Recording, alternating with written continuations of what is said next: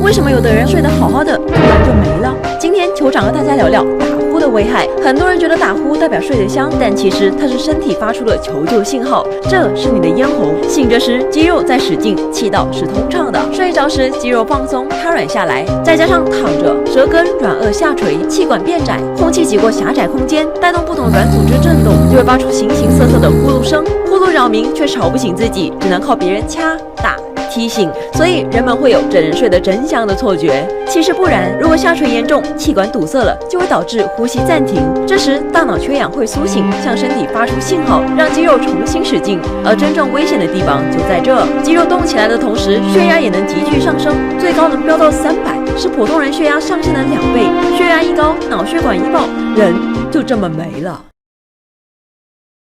抖音。